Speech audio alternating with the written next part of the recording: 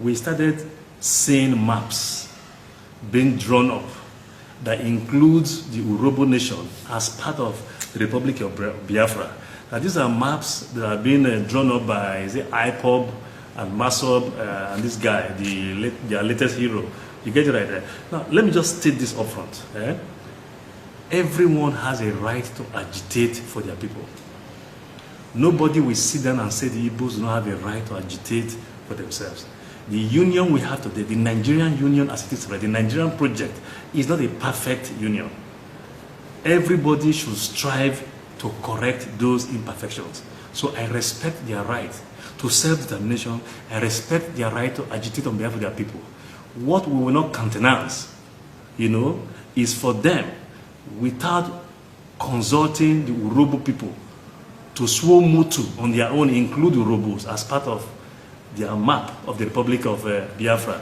And what even made it all the more insulting to us as Urhobos is that, unlike maybe Anioma, that maybe was part of the Biafran Republic. Are you getting it right? Because of, I think that stakeholdership and kindredship, with the Urhobos, we don't have that. We were never part of the Republic of Biafra. We are not now. And we do not plan to be part of that. So that's what it's all about. So we're not fighting the Igbo people. We respect their right to agitate. And frankly, if you ask me, this country has been unfair to them. But not just them alone. Even we. You must recall that Nigeria began with 3 regions. The North, the East, the West, and subsequently the Midwest region. Indeed, the Midwest region, which is today Delta and Edo, which became Bendel, that is the only region that was constitutionally created. The others were by fiat. The northern region was by fiat from the colonialists. So too the West, so too the East.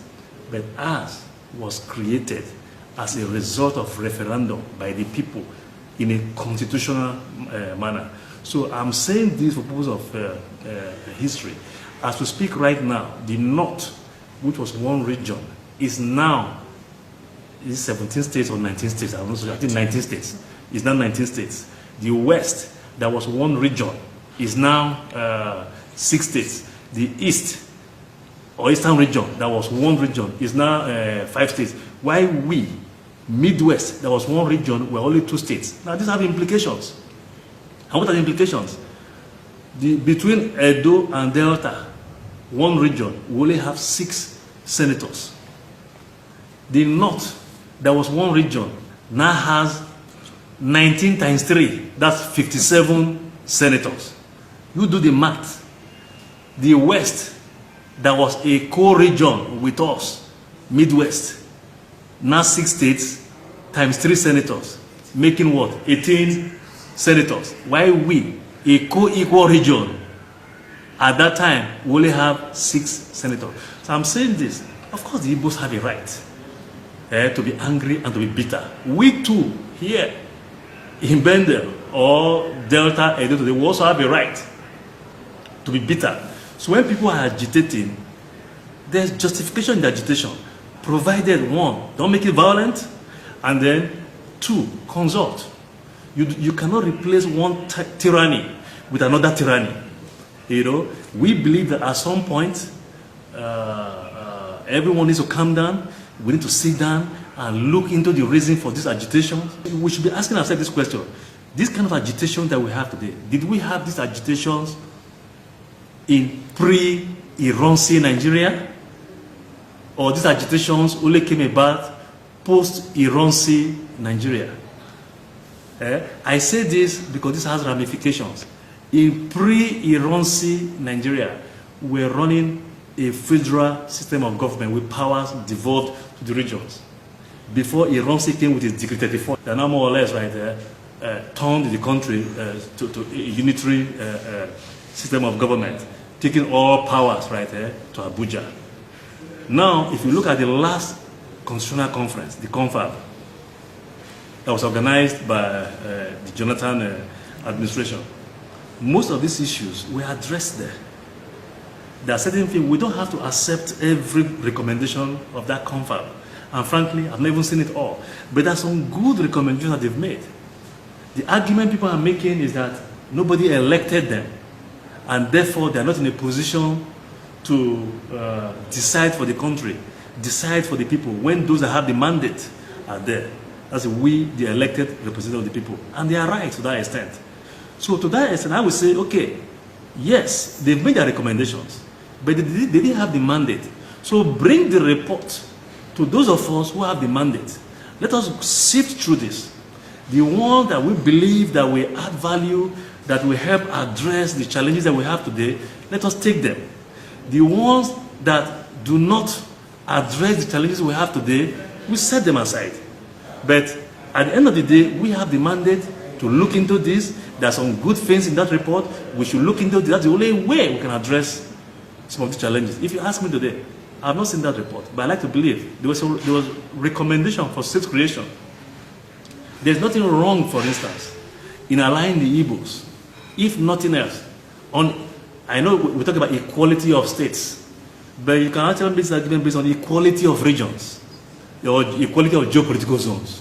Let the Igbos have the X number of states that will make them equal, with the other geopolitical zones. Even here in Delta, for instance, if I recall, even the confab recommended the creation of Anioma state. What is wrong in having that state created? Now, the only point I will make is this.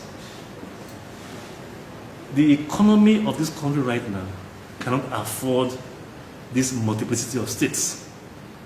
But the moment people are made to understand that yes, you want your state created for you, to the extent that there are administrative structures, no problem.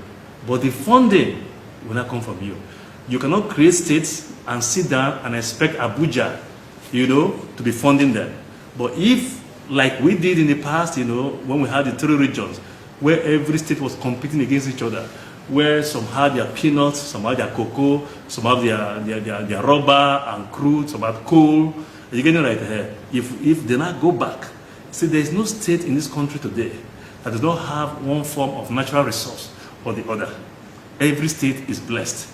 But because people are used to sitting down here, waiting for the end of the month, for a FAC meeting to be called, to go to Abuja and collect a paycheck, nobody now wants to explore and exploit the resources they have in their states. So the moment you make the center very, very unattractive, nobody wants to fight to go to Abuja anymore.